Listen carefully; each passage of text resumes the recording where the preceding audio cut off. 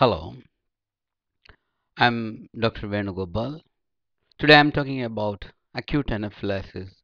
It is practically a nightmare for any clinician who is working in clinical practice. Allergy and anaphylaxis are the nightmares for any healthcare provider. Very often it will be fatal, and so that it is important to know about the practical issues related to anaphylaxis and its clinical management. So, what is anaphylaxis? Anaphylaxis is a severe systemic reaction characterized by multi-system involvement, which include skin, airway, vascular system, and gastrointestinal system. In severe cases, there may be complete airway obstruction, cardiovascular collapse, even death. What are the different types of anaphylaxis? There are different types of classifications. But for a simplicity, we can classify the anaphylaxis into classic anaphylaxis and anaphylactoid reactions. What are the difference between this classic and anaphylactoid reaction? In classic anaphylaxis, there will be an hypersensitivity reaction which is mediated by antibody immunoglobulins like IgE and IgG. But in anaphylactoid reaction, clinically it will present in the same way as the classic one, but there won't be any immune mediated reactions. Here there is a picture for you to show that the IgE antibody and its receptor. How does an anaphylaxis occur? To occur an anaphylaxis, usually a prior sensitization to an allergen is required. This sensitization will lead to the production of antigen-specific immunoglobulin. This immunoglobulin provoke the anaphylactic reaction in the subsequent re-exposure. Pathophysiologically, the inciting antigen bind to the antigen-specific IgE receptors on a basophil and mast cells. And this will lead to the degranulation of this basophil and mast cell, which in turn leads to the release of chemicals like histamine, leukotrienes, prostaglandin, thromboxanes, and bradykinins. Here is a pictorial representation shows that the mast cell where its Fc receptor attached to the IgE antibody, which leads to the sensitization and degranulation, which will lead to the release of histamine. This is another picture shows electron microscopy picture shows the degranulation of mast cell and release of. This is a much more closer picture which shows the bursting out of the mast cell and release of. What are the effects of these chemical mediators on the body system? Particularly the histamine and other chemical mediators which will cause increased mucous membrane secretion, increased capillary permeability, fluid leak. It will cause a decrease in the tone of vasculature, which in turn leads to hypotension, and at the same time it will increase the tone of bronchial smooth muscle, which will lead to the bronchospasm. This pictorially shows that patients causing the difficulty in breathing due to the airway constriction, hypotension due to the vasodilatation, and cardiac malfunction. So what are the common agents which will cause allergies? We have a number of agents which include drugs like antibiotics, aspirin, non-steroidal anti-inflammatory drugs, IV contrast agents, latex like gloves, gallbladder catheters, then the insects like Hymenoptera, ants, bees, wasps, yellow jackets, food materials like peanut, tree groundnuts, seafood, wheat, all this will cause allergic reaction in a prone people. Anything, everything under the sky, on the earth, or will cause allergic issues in a prone people. What about local anesthetic? Most of the practicing doctors and clinicians are very much afraid of local anesthetic and whether it will cause allergic reaction. Practically, the anaphylactic reaction following a local anesthetic like lignocaine is very rare. But the preservatives used in a lignocaine preparation or a bupivacaine preparations like benzyl alcohol, methyl paraben, all these are likely to cause reactions. How do you recognize anaphylactic reaction? Definitely, there may be a history of exposure to allergen. But remember, in some cases, there may not be a clear history of exposure at all. Patient may be present with hypertension, hives, bronchospasm, upper airway, features of upper airway obstruction, pulmonary edema, and then generalized edema, pruritus, rash, vomiting, diarrhea, abdominal pain, etc. This is one picture shows one lady with normal appearance who was exposed to an allergen or a period of time she is turned to in a different picture with rashes, angioedema, facial edema, etc. The immune system reacts Here is to a any foreign video substance. which I explained Allergic reaction or about anaphylactic the shock occurs when this response is features. exaggerated.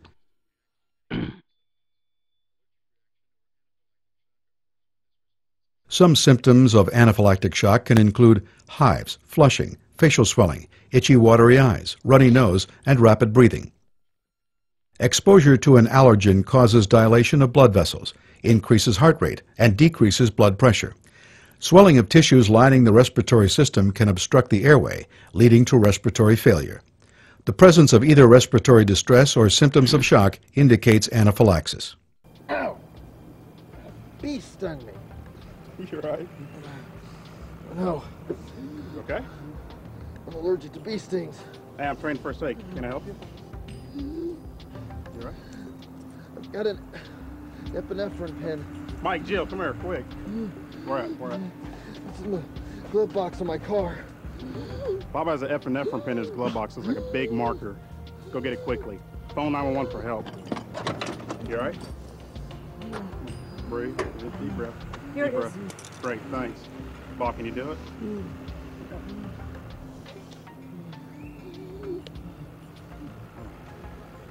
you go. Breathe deep. Breathe. There you go. Yeah.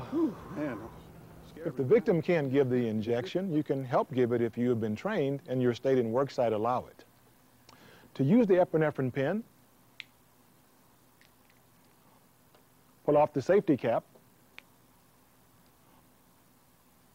hold the pen in your fist without touching either end, then swing and jab the tip of the injector firmly into the victim's outer thigh about halfway between the hip and knee. The needle is designed to go through skin and through clothing. Hold the injector in place for several seconds. After you take it out, make sure you don't put your fingers over the end that has been pressed against the victim's thigh, because that's where the needle is. After using the injector, put it in a safe container according to your company's policy. Note the time of the injection for EMS rescuers.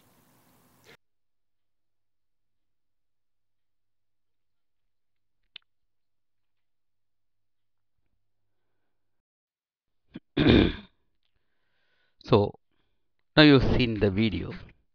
Now what are the other conditions which will mimic anaphylaxis? This include anxiety, panic disorders, acute asthma, bronchospasm or laryngeal edema due to inhalation of irritant gases, foreign body airway obstruction, hypovolemia, vasovagal episode, cardiogenic shock. All these, when present in emergency situation, look like anaphylaxis. How will you differentiate a simple situation like fainting from anaphylaxis? For that, you have to look at the color of the patient, pulse rate of the patient, blood pressure of the patient, other features. An anaphylaxis look like pink, but the fainting look like pain. The pulse rate usually fast in anaphylaxis, but is low in fainting. The blood pressure will be remain low level even in the lying down position in anaphylaxis. But in fainting, whenever you are lying down, the blood pressure will be back to normal. And the anaphylaxis will also present with lash swelling, difficulty in breathing, tummy pain, diarrhea, etc. But the fainting, usually these kind of people will have the similar history in the fast as well. But this kind of abdominal pain, diarrhea, all that kind of history may not be there in the case of fainting. So, which lab test you want to do to diagnose a case of acute anaphylaxis? An acute anaphylaxis is a medical emergency where there is no role for any biochemical investigation to commence the treatment.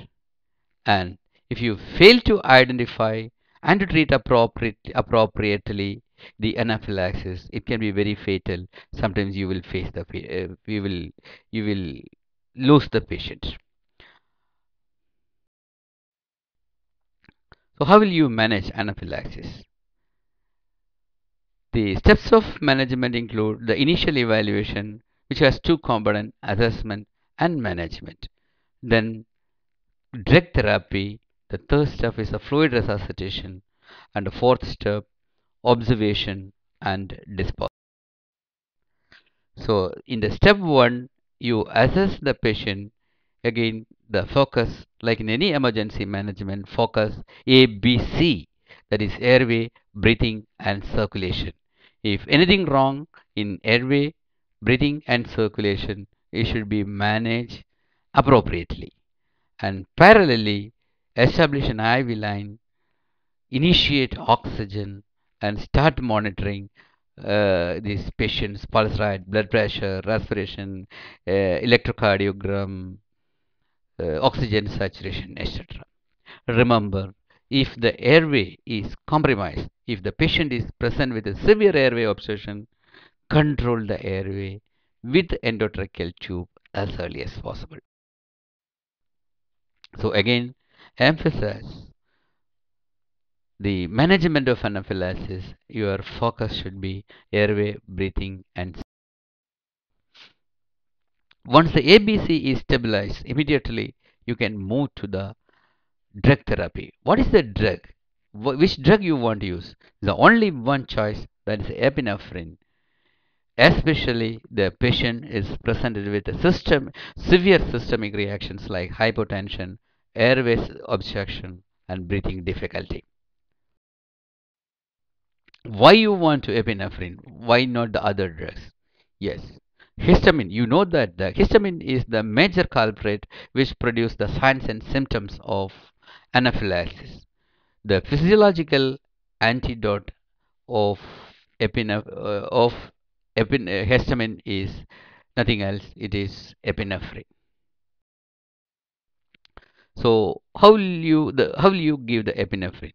The epinephrine usually come in a preparation like 1 ml ampule, which containing 1 in 1000 dilution.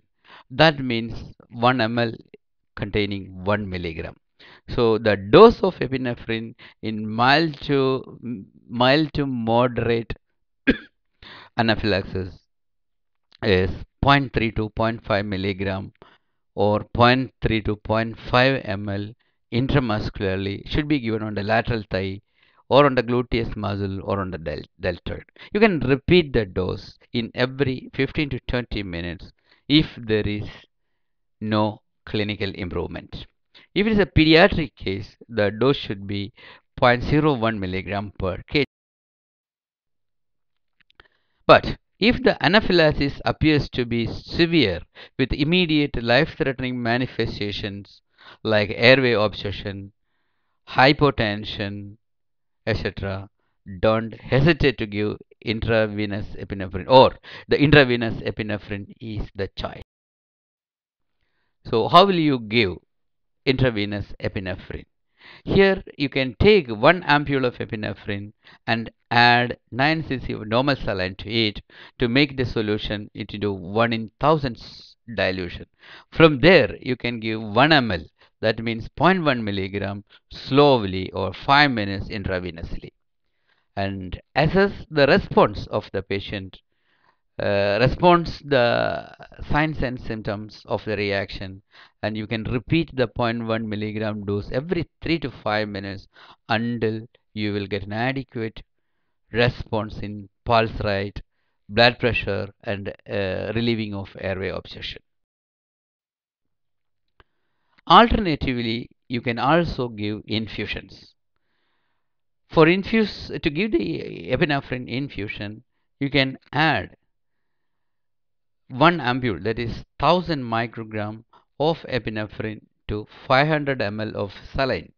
That means it will become 2 mics per ml. So set an infusion at a rate of 0.5 to 2 ml per minute. If you are using a macro set, that is set conventionally used in adult patient, uh, 1 ml is equal to 20 drops. In that case, you can initiate the treatment with 10 to 40 drops per minute. Or if you are using a micro set, there is a pediatric kind of set where the 1 ml is equal to 60 drops, where you can use 30 to 120 drops per minute. But ideally, you can use a syringe pump or infusion pump for the accurate infusion, and where the infusion rate should be 1 to 4 microgram per minute. Here, like a standard practice in those patients who are very well known to allergen and allergic reaction, should prescribe the Epipen.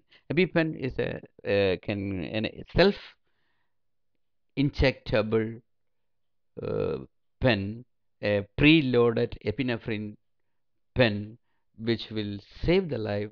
If somebody is having the signs and symptoms of anaphylaxis in a pre-hospital scenario, the person can inject the epinephrine by himself, and this practically to buy time. And once this injected, immediately they should activate the EMS response system and should rush to the hospital to their physician as early as. And the next step is the fluid resuscitation, and whenever you are thinking about the fluid, what fluid you should give, how much fluid you should give. Usually here, this is the issues like the histamine, because of the histamine release and its effect, the vessels are in a dilated state. So the capacitance vessels are in a dilated state, required more volume. So you can infuse volume expanders like isotonic crystalloid, normal saline, or ringer lactate if the symptom is not respond rapidly to the epinephrine. And infusion should be rapid. You can give 1 to 2 liter, or even you can go up to 4 liter as required. Also, you should consider the special situations like patients on beta blockers, patients with angioedema, patients on angiotensin converting enzyme inhibitors.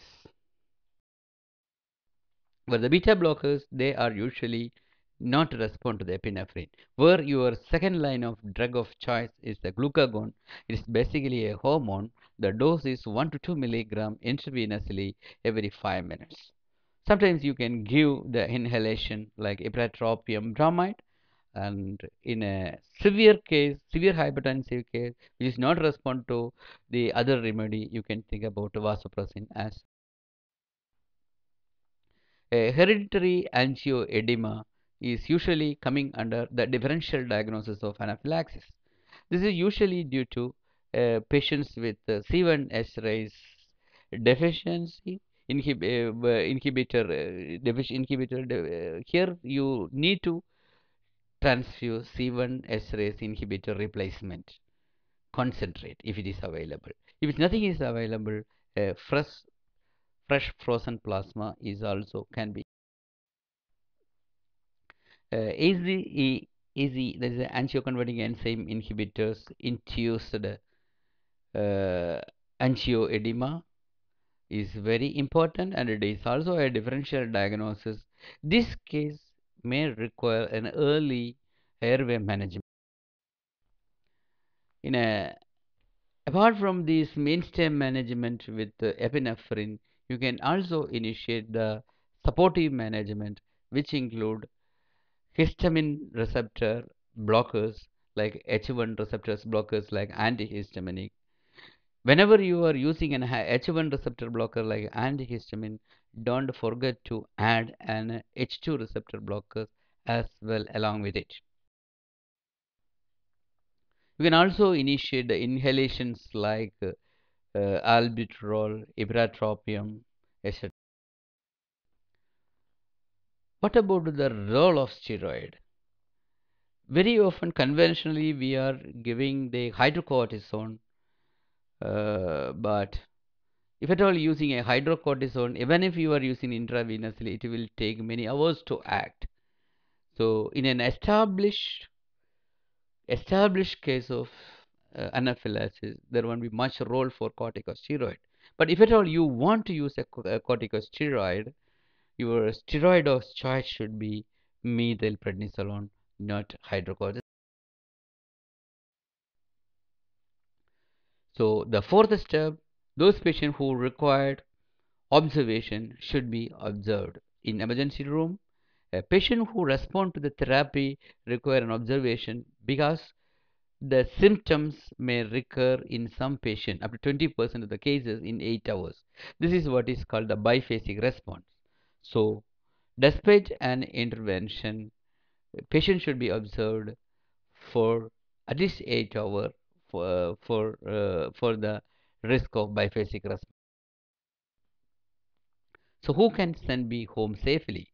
After the observation period, a patient remains symptomatic a patient remains symptom free for another 4 hours after the treatment may be discharged. This is a flow chart, management chart for an. Now let me conclude this session. The management of anaphylaxis include early recognition, anticipation of deterioration, and aggressive support of airway, oxygenation, and ventilation and circulation. A prompt and aggressive therapy may succeed even if the cardiac arrest develops. Thank you for your patient listening.